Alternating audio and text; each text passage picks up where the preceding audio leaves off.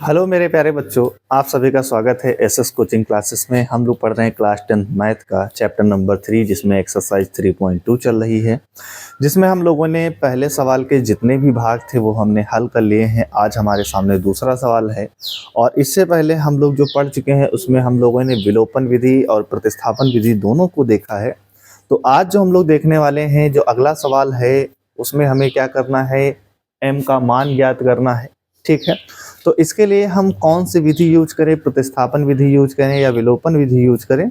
तो इसमें आपके मन में, इसके लिए आपके मन में डाउट नहीं रहना चाहिए। क्यों? क्योंकि जब तक एग्जाम में हमसे ये नहीं कहा जाएगा कि आपको प्रतिस्थापन विधि से हल करना है या विलोपन विधि से हल करना है, आप कोई भी विधि से सवाल को हल कर सकते हैं। तो आपके सामने जो सवाल लिखा हुआ है इसको मैं एक बार पढ़ देता हूँ। देखिए क्या लिखा हुआ है।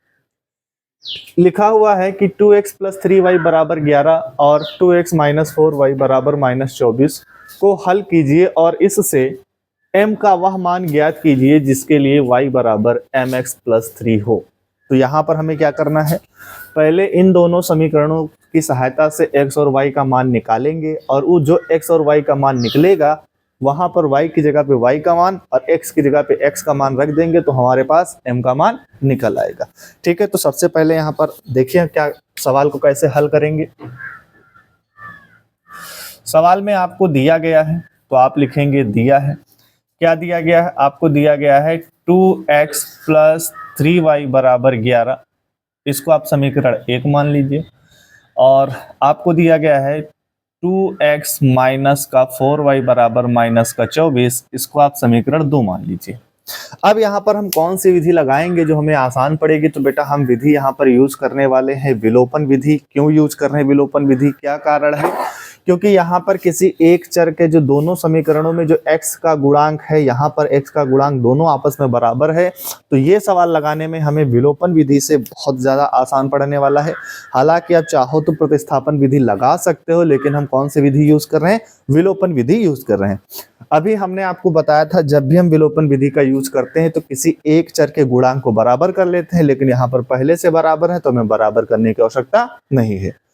अब जो चर बराबर हैं तो उनके साइन अगर सेम हो तो हम लोग बेटा क्या करते हैं, घटाने पर हल करते हैं, और अगर साइन एक जैसे नहीं होते हैं तो हम क्या करते हैं, उनको जोड़ने पर करते हैं। तो इतनी बात बेटा यहाँ पर हम लोग पढ़ेंगे। तो आप यहाँ पर क्या लिखेंगे? लिखेंगे समीकरण 1 को हम बेटा 2 से क्या कर रहे हैं, घटाने पर। समीकरण 1 को 2 से घटाने पर, तो जब आप इसको घटाएंगे तो आप कैसे लिखेंगे, 2x प्लस का 3y बराबर 11 और 2x माइनस का 4y बराबर माइनस का 24। चूंकि हमें बेटा इसको क्या करना है, घटाना है, तो सबके साइन क्या हो जाएंगे, बदल जाएंगे। प्लस वाला माइनस हो जाएगा, माइनस वाला प्लस हो जाएगा, ये आप इतना जानते हैं। तो ये बेटा प्लस माइनस क्या हो जाएगा, यहाँ से कट जाएगा, और जब ये प्लस माइनस यहाँ से कट जाएगा तो 4 और 3 बेटा यहाँ पर कितना हो जाएगा, 7y हो जाएगा। और 24 यहाँ पर पॉजिटिव है क्योंकि नीचे का साइन देखिए आपने बदला है। तो यहाँ पर 11 और 24 आपका बेटा कितना हो जाएगा, 35, और यहाँ से कट जाएगा 7 बन जा 7 और 7 पंजे 35। तो यहाँ से y का मान बेटा कितना आ गया, हमारे पास 5 आ गया। अब हमें करना क्या है, इस y के मान को किसी एक समीकरण में हमको रखना होगा। y के मान को हमको बेटा क्या करना होगा, किसी एक समीकरण में रखना होगा। चाहे y का मान 1 में रख दीजिए चाहे 2 में। तो मैं क्या करता हूँ, एक काम करता हूँ कि y का मान समीकरण किस में रख दूं, 1 में रखने पर। देखिए बोर्ड पे आप लोग देखते रहिएगा, आपके सारी डाउट क्लियर हो जाएंगे। समीकरण 1 में रखेंगे तो ये बेटा आपके पास है 2x प्लस का 3 है, और y की जगह पे मेरे बच्चे कितना रखना है, 5 रखना है, और बराबर में बेटा कितना हो गया, 11। तो ये आपके पास हो जाएगा 2x और प्लस 3 बच्चे बेटा कितना हो जाएगा, 15। कितना हो बेटा, 15, और बराबर में इधर बेटा कितना है, 11। तो 2x अभी इसको इधर ट्रांसफर कर दीजिए, तो कितना हो जाएगा, 11 माइनस का बेटा 15, और यहाँ पर 2x बराबर आपका आएगा माइनस का 4, 2 1 जा 2, 2 2 जा 4, तो x बराबर माइनस का 2 यहाँ पर आ गया। ठीक है, कितना आया, x बराबर -2 आ गया। इस तरह से हमने x और y के मान यहाँ पर बेटा क्या किए, निकाल लिए। ठीक है, चलिए यहाँ पे दिखाई नहीं दे रहा तो मैं यहाँ पे मान को लिख देता हूँ। तो x बराबर कितना आया है, तो x बराबर -2 आ गया। ठीक है, चूंकि हमको क्या, हमें मान किसका निकालना है, तो y बराबर हमारे पास बेटा दिया गया है mx प्लस 3। तो यहाँ पर हमें m का मान ज्ञात करना है। किसका मान मेरे बच्चे हमको ज्ञात करना है, m का मान ज्ञात करना है।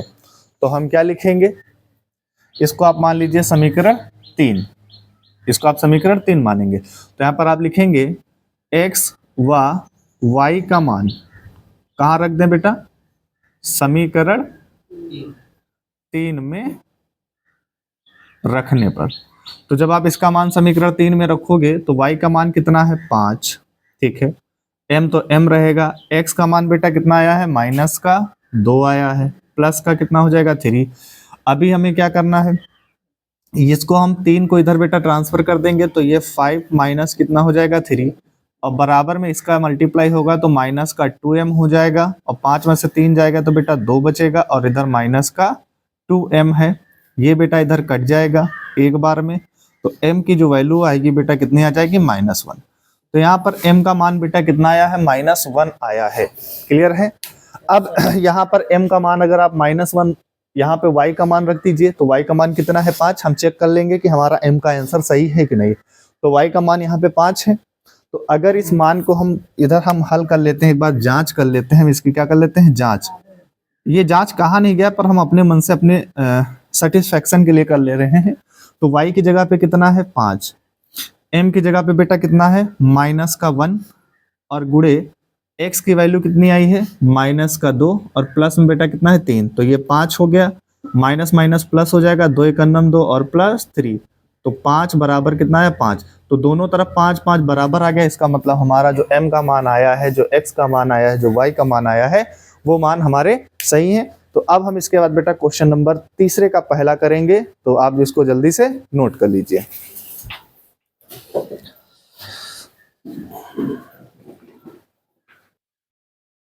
अब देखिए बेटा, हम लोग एक्सरसाइज 3.2 का तीसरे का पहला सवाल हम लोग यहाँ पे देखेंगे। ये तीसरे का पहला सवाल है और ये प्रॉब्लम आपको एक दी गई है, और इस प्रॉब्लम को हमको हल करना है। किस तरीके से हल करेंगे पहले समझ लीजिए। क्या कह रहा है कि दो संख्याओं का अंतर 26 है। अंतर का मतलब होता है कि दो संख्याओं का अंतर मतलब डिफरेंस, और डिफरेंस का मतलब डिफरेंस हमेशा कैसे निकालते हैं, घटा के निकालते हैं।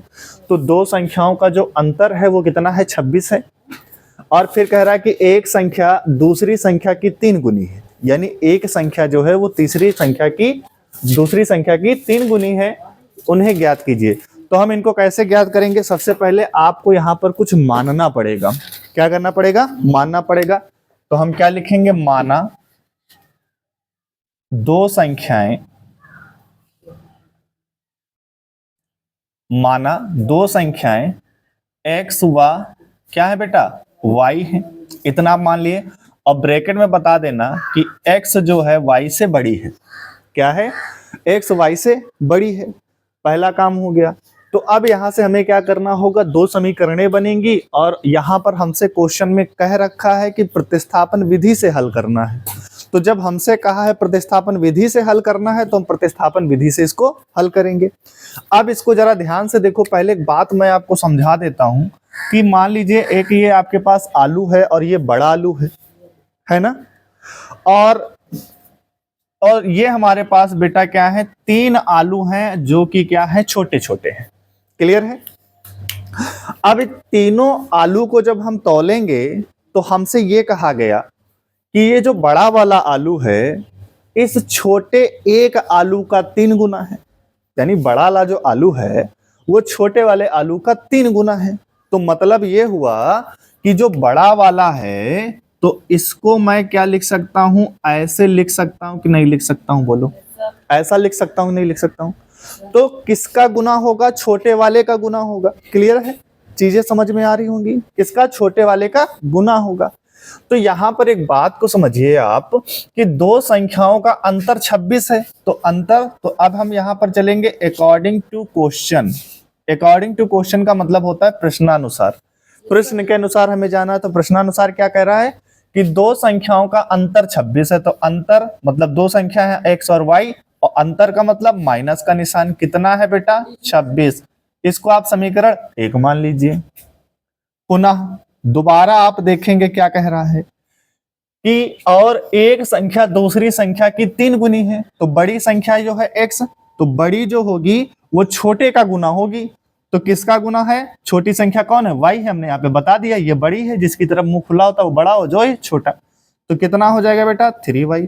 इसको आप मान लीजिए समीकरण 2 समीकरणें बन गई। प्रतिस्थापन विधि से हम लोग क्या करते थे, किसी एक समीकरण से x या y का मान निकालते थे। तो ऑलरेडी यहाँ पर हमें x का मान दिए रखे हैं, तो इसको हम समीकरण 1 में लिख देंगे। तो हम क्या लिखेंगे कि x का मान समीकरण किसमें बेटा रखने पर? 1 में रखने पर। तो जब आप x का मान समीकरण 1 में रखेंगे तो x की जगह पे क्या रखना है? 3y, और ये माइनस का बेटा कितना है? y, बराबर बेटा कितना हुआ? 26। 3 में से 3y में से एक y चला जाएगा तो बेटा कितना बचेगा? 2y, और बराबर में बेटा कितना बचा? 26। देखो कटने वाला है तो 2 1 जा 2, और ये 13 दूना 26। तो y बराबर बेटा कितना आ गया? 13। तो y का मान बेटा कितना आया? 13 आया। अब इस y के मान को कहाँ रख दो, चाहे समीकरण 1 में रखो चाहे 2 में रखो। तो हमें मेहनत कहाँ कम करनी पड़ेगी, बताओ जरा राम जी, मेहनत कहाँ कम करनी पड़ेगी? समीकरण 1 में कम मेहनत करनी, 2 में कम मेहनत करनी पड़ेगी, क्योंकि x का मान यहाँ डायरेक्ट निकल आएगा। तो यहाँ पर हम क्या लिखेंगे? y का मान समीकरण 2 में रखने पर। किस में रखने पर बेटा? समीकरण 2 में रखने पर। तो समीकरण 2 कितना है? ये है आपको x बराबर 3 इंटू वाई की जगह पे बेटा रखना है 13, तो x बराबर कितना आ गया? 39। इतना लिखने के बाद आप क्या करेंगे? कितना आ गया? 39 आ गया। अब इतना लिखने के बाद ये आपका बेटा कितना आया है? 39 आया। अब आप लिखेंगे यहां पे लाइन में इधर, अतः अभीष्ट संख्याएं 39 व 13 है। अब इसको चेक करो जरा, क्या हमसे कहा गया इसको क्रॉस चेक भी करना जरूरी है, क्या जो x और y का मान आया वो सही आया कि नहीं आया। x का मान कितना आया है बेटा? 39, यहां पे रखो। y का मान कितना आया है? 13। तो 39 में से 13 घटाओगे तो कितना आएगा? 26 आएगा कि नहीं आएगा? ठीक है, x का मान 39 है, यहाँ पे 3 है, तो y की जगह पे 13, तो 13 से 39 बराबर आ रहा, मतलब हमारा ये आंसर बिल्कुल सही है। क्लियर है? तो इसको आप जल्दी से नोट कर लीजिए, और ऐसे प्रॉब्लम वाले सवाल आते हैं। ठीक है बेटा, इसको जल्दी से नोट करिए। नोट हो गया।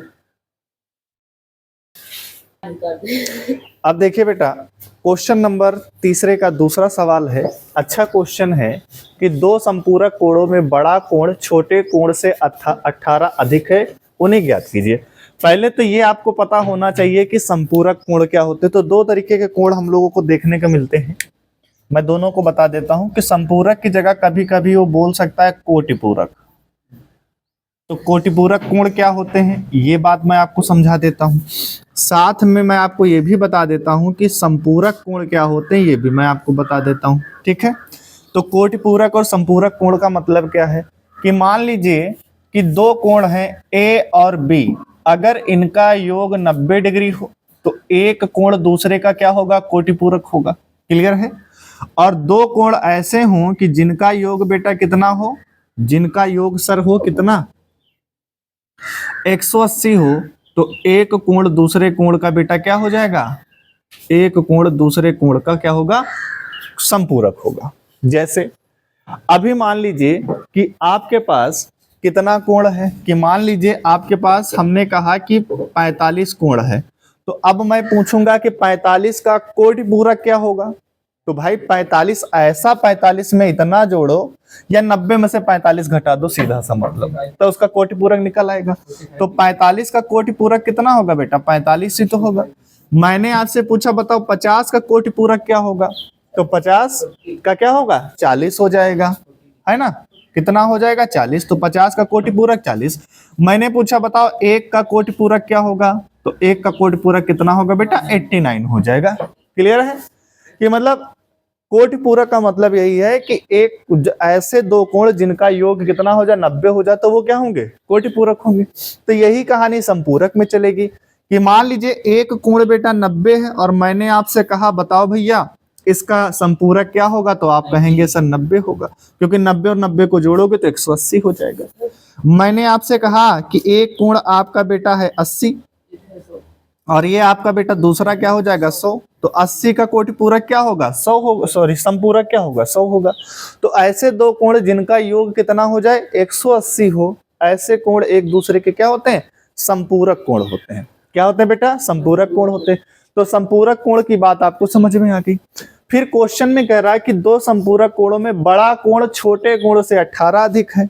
अब एक बात हमें बताओ कि हमारे पास एक ये लाइन है, इस लाइन को थोड़ा सा समझिएगा। सपोज करिए ये एक लड़का है जिसका लड़की का नाम ले लो या लड़के का नाम ले लो, चलो मैं नाम ले लेता हूं, ये है मोहन। ये क्या है, मोहन है, ठीक है। और एक मोहन का छोटा भाई है, एक मोहन का छोटा भाई है। तो मोहन का छोटा भाई तो मोहन से ये है, तो ये मोहन का छोटा भाई मोहन से मोटा है, थोड़ा सा है छोटा लेकिन मोटा है मोहन से। इसका नाम मान लीजिए ये लकी। ये मोहन का छोटा भाई है जिसका नाम है लकी। अब इन दोनों को बराबर करना है, तो अब हम क्वेश्चन में क्या कहेंगे कि जो मोहन है वो लकी से 18 अधिक है। क्या कहा मैंने, मोहन लकी से 18 सेंटीमीटर अधिक है। कितना सेंटीमीटर में लेके चलते हैं कि मोहन की जो लंबाई है वो लकी की लंबाई से 18 सेंटीमीटर अधिक है। तो कम कौन हुआ, लकी कम हुआ ना, तो कम कौन हुआ, लकी हुआ। तो हमें जोड़ना, अब अगर मैं चाहता हूं कि लकी मोहन के बराबर आ जाए तो मैं लकी की तरफ 18 जोड़ूंगा या मोहन की तरफ, लकी की तरफ जोड़ूंगा ना। तो जब मैं लकी की तरफ 18 जोड़ दूंगा तो बेटा क्या हो जाएगा, तो ये जो मोहन है और लकी है दोनों आपस में बराबर हो जाएंगे। यही क्वेश्चन यहां पे कह रहा है कि जो बड़ा कोण है, बड़ा मोहन कौन है, बड़ा है, वो छोटे कोण से मतलब इससे 18 अधिक है। तो 18 अगर अधिक ये है तो कम कौन हुआ, लकी कम हुआ। तो कम कौन हुआ, लकी कम हुआ। तो 18 जोड़ेंगे किधर, लकी की उधर जोड़ेंगे। जोड़ेंगे कि नहीं जोड़ेंगे। तो आप क्या लिखेंगे, सबसे पहले आप यहां पर हल में क्या लिखेंगे, क्या चीजें समझ में आ रही, जल्दी से बताइए क्या चीजें समझ में आ रही हैं। तो क्या लिखेंगे, माना दो संपूरक कोणों में बड़ा कोण x डिग्री, कितना बेटा, x डिग्री, तथा छोटा कोण कितना है बेटा, y डिग्री है। मैंने डिग्री में माना क्योंकि कोण है, कोण तो डिग्री में मानते हैं। तो ये हमारा क्या हो गया, x डिग्री हो गया और बेटा ये क्या हो गया हमारा, y डिग्री हो गया। इतनी बात समझ में आ गई। अब यहां पर चलो हमने ये बात तो यहां पर मान ली। अब हम अगर क्वेश्चन के हिसाब से चलेंगे तो क्या कह रहा है कि दो संपूरक कोण, तो मतलब संपूरक कोण। अब हम यहां पर बेटा क्या जाएंगे, अकॉर्डिंग टू क्वेश्चन। क्वेश्चन के अनुसार क्या होगा, दो संपूरक कोण मतलब x डिग्री और प्लस बेटा y डिग्री, इसकी वैल्यू कितनी हो जाएगी 180 डिग्री। इसको मान लो समीकरण 1। क्लियर है, कितना हो जाएगा, समीकरण 1। अब यहां पर देखो बड़ा कोण कौन है, x डिग्री है। ये समझने के लिए मैं यहां पर लिख रहा हूं, ना ही लिखोगे चलेगा, ठीक है, ना भी लिखोगे ये चलेगा। तो बड़ा कौन है, x। तो जो x है ये बड़ा है यानी ये मोहन है, और ये लकी, लकी कौन है, y डिग्री है। तो लकी से ये कौन 18 बड़ा ये है, तो कम कौन हुआ, ये y कम हुआ छोटा वाला। तो 18 जोड़ेंगे किसमें बेटा, इसमें। इसको आप मान लीजिए समीकरण 2। सेम सवाल पिछला जैसा बन गया। x डिग्री का मान समीकरण 1 में रखेंगे तो क्या लिखेंगे, x डिग्री का मान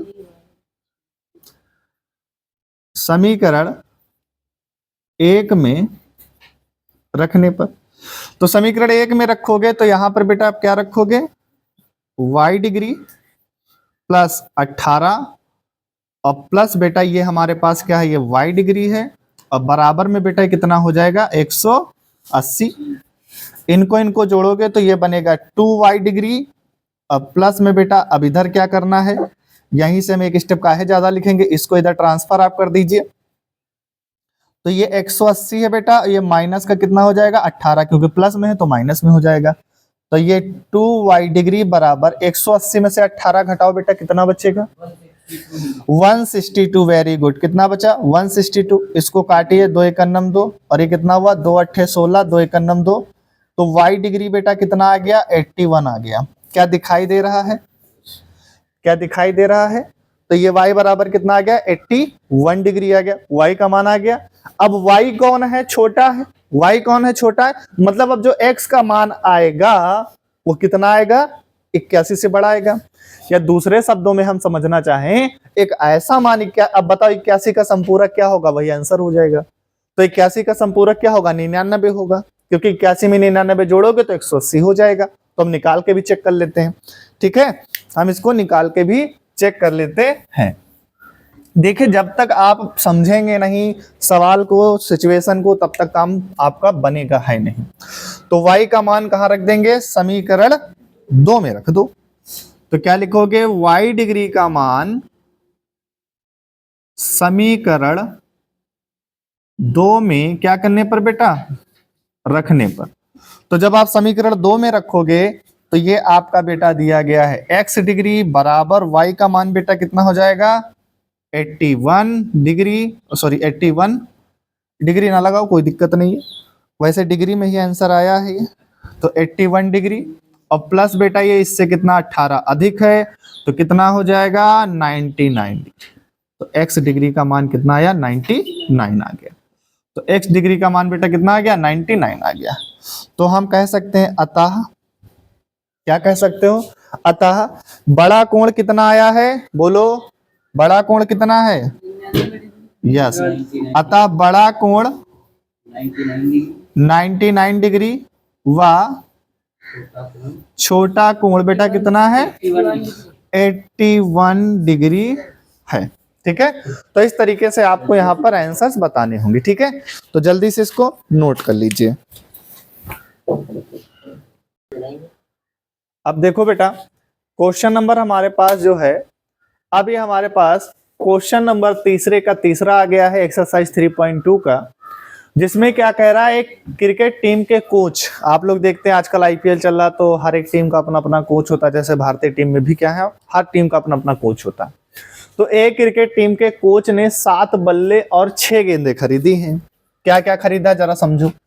उसने क्या किया है बेटा? 7 बल्ले, ध्यान से समझना, और कितनी गेंदें खरीदी बेटा? 6 गेंदें। 7 बल्ले और 6 गेंदें खरीदी। कितने रुपए में खरीदी हैं?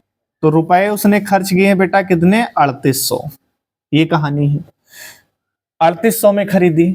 बाद में उसने 3 बल्ले फिर खरीदे। कितने बल्ले खरीदे हैं? 3 बल्ले। और प्लस कितनी गेंदें खरीदी हैं? 5 गेंदें। और ये कितने रुपए में खरीदी उसने? रुपए 1750। कितने में खरीदी बेटा? 1750 में खरीदी। प्रत्येक बल्ले और प्रत्येक गेंद का हमको क्या करना है बेटा? मूल्य बताना। तो कभी भी ऐसे सवाल आ जाए बिल्कुल नहीं कंफ्यूज होना। हमने जो कुछ लिखना था हमने सब कुछ लिख दिया, बहुत आसान क्वेश्चन हो गया है। तो जब भी आपसे जिस चीज का रेट पूछा जाए, जो चीज आप पूछी जाए उसी को आप मान लो। तो हम क्या लिखेंगे यहाँ पर? माना। अब यहां से आपका हल है, ये तो समझाने के लिए था। माना बल्ले का मूल्य x रुपए या रुपए x, माना बल्ले का मूल्य x तथा गेंद का मूल्य, किसका बेटा?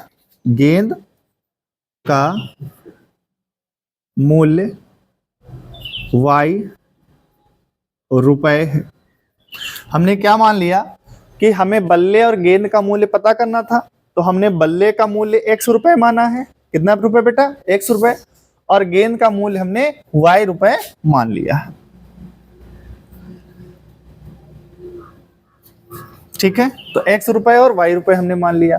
अब यहां पर देखो, यहां पर मान लीजिए 7 बल्ले हैं और बल्ले का मूल्य आपने x माना है। तो मान लीजिए कि 7 बल्ले हैं, 100 रुपए के होते, तो बल्ले की जगह पे क्या रखते? 100, तो 700 रुपए के बल्ले हो जाते हैं। गेंद मान लीजिए 6 रुपए 60 रुपए की है तो 6 6 36 360 हो जाता।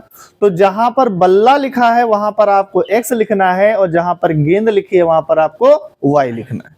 ठीक है, तो क्या बनेगा समीकरण, तो ये हो जाएगा 7x प्लस का बेटा क्या हो जाएगा 6y और बराबर में बेटा कितना है 3800। इसको आप मान लीजिए समीकरण 1। नीचे बेटा क्या दिया है 3x प्लस का बेटा कितना हो जाएगा ये 5y और बराबर में बेटा कितना दिया है 1750। इसको मान लो समीकरण 2। क्लियर है। हमें किस विधि से हल करना है, प्रतिस्थापन विधि से हल करना है, इसलिए हम यहां पर से किसी x या y का मान निकालेंगे। चलो हम x का मान निकालते हैं। तो हम क्या लिखेंगे मेरे प्यारे बच्चों, समीकरण किससे 2 से। समीकरण जब हम बेटा 2 से जाएंगे तो हमें क्या मिलेगा 3x प्लस का 5y बराबर में बेटा कितना है 1750 है। तो यहां से हमें मिलेगा 3x बराबर 1750 माइनस 5y। तो x बराबर हमें बेटा क्या मिलेगा 1750 माइनस का 5y और ये बेटा बटे में हो जाएगा 3। इसको मान लो समीकरण 3। दिख रहा है इतना। तो ये कितना है, ये समीकरण 3 हो गया। कोई दिक्कत यहां तक नहीं। अब हम क्या काम करने वाले हैं, इस x का मान समीकरण 1 में रख दो। तो क्या रखोगे, x का मान समीकरण 1 में बेटा क्या करने पर रखने पर, विलोपन विधि से होता तो और आसानी से हो जाता, लेकिन हमसे कहा है प्रतिस्थापन विधि से हल करो। तो जहां पर x है तो बेटा यहां पर ये कितना है आपका 7 है और x की जगह पे आपको रखना है 1750 माइनस का 5y और बटे में बेटा कितना हो जाएगा 3 और इधर देखिए प्लस का बेटा कितना है 6y है और बराबर में बेटा कितना है 3800 है। क्या इतनी प्यारी सी बात समझ में आ गई। तो बराबर में बेटा कितना हो गया आपका 3800 हो गया। यहां तक कोई दिक्कत हो तो बताइए। 3800 हो गया। अब करना क्या है, इससे इसका मल्टीप्लाई कराओ बेटा, पहले इससे इसका मल्टीप्लाई कराओ। तो 7 0 0 7 पंजे 35 के 5 7 सते 49 और 3 52 के 2 हासिल लगा 5 7 का नम 7 7 5 12। क्या गुणा कराओगे यही तो आएगा। 7 0 0 7 पंजे 35 के 5 हासिल लगा 3 7 सते 49 और 3 52 के 2 हासिल लगा 5 7 का नम 7 7 5 12। अभी ये माइनस है बेटा 7 पंजे 35 और ये y और अपॉन में बेटा कितना है 3 प्लस 6y बराबर बेटा कितना है 3800। क्लियर है। अभी करना क्या है, इसका एलसीएम लोगे बेटा। इसका क्या लोगे बेटा एलसीएम। तो एलसीएम जब लोगे तो पूरे के बटे के नीचे कितना आ जाएगा 3 और ये आपका हो जाएगा 12250 माइनस का 35y और इससे इसका मल्टीप्लाई हो जाएगा प्लस का बेटा कितना हो जाएगा 18y और बराबर में बेटा कितना दिया गया आपको 3800। क्लियर है। कितना हुआ 3800 हो गया। अब यहां पर बेटा ध्यान से देखो ये कहां चला जाएगा इसके गुणे में। तो ये हो जाएगा 12250 और इनको बेटा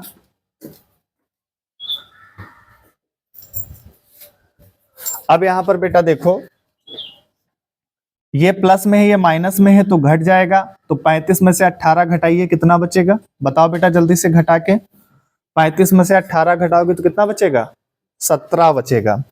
तो ये बेटा यहाँ पर आपका हो जाएगा 17y और बराबर में ये इसके मल्टीप्लाई में चला जाएगा तो 3800 और मल्टीप्लाई 3 हो जाएगा। क्लियर है। इतनी बात समझ में आ गई। तो अब बेटा ये माइनस का 17y इधर रहेगा, इससे इसका मल्टीप्लाई कराओ 3 0 0 3 0 0 8 त्रिक 24 के 4 हासिल लगे 2 3 त्रिक का 9 और 2 11 तो 11400 हुआ। इस वैल्यू को इधर बेटा ट्रांसफर कर दोगे तो ये प्लस में माइनस में हो जाएगी 12250। तो ये माइनस का बेटा कितना आया 17y आया और इससे इसको बेटा घटाओ और घटाने के बाद जरा वैल्यू बताओ कितनी आएगी। तो किससे घटाना, देखिए इसके आगे प्लस इसके आगे माइनस है तो घटेगा। तो बड़ा नंबर कितना है 12250 और छोटा नंबर है 11400। तो बड़े से हमेशा छोटे को घटाते हैं, तो 0 का 0, 5 का 5 और 12 में से 4 जाएगा 8, 1 में से 1 गया कुछ नहीं और 1 में से 1 गया कुछ नहीं। तो कितना बचा मेरे बच्चे? 850 बचा। बड़ा नंबर ये इसलिए इसके आगे माइनस आ जाएगा, इस माइनस से ये माइनस कट जाएगा। क्या ये देखिए 17 से भी कटेगा, 17 एक नम 17 और 17 पचे 85, 17 पचे 85 और बेटा कितना बचा? 0। तो y बराबर कितना आया बेटा? 50 आया। और ये y हमने किसको माना था? y हमने बेटा किसको माना था? गेंद का मूल्य हमने y रुपए माना था। मतलब उसको जो कोच ने खरीदा है उसमें गेंद उसको कितने रुपए की पड़ी है बेटा? 50 रुपए की गेंद पड़ी है। अब इस y के मान को कहां रखना होगा? समीकरण 3 में रखोगे, आपका बल्ले का मूल्य यानी x का मान निकल आएगा। अब हमारे पास बेटा बोर्ड पे जगह है नहीं, तो इसको आप जल्दी से नोट कर लीजिए, फिर हम आगे इसको बढ़ाते हैं।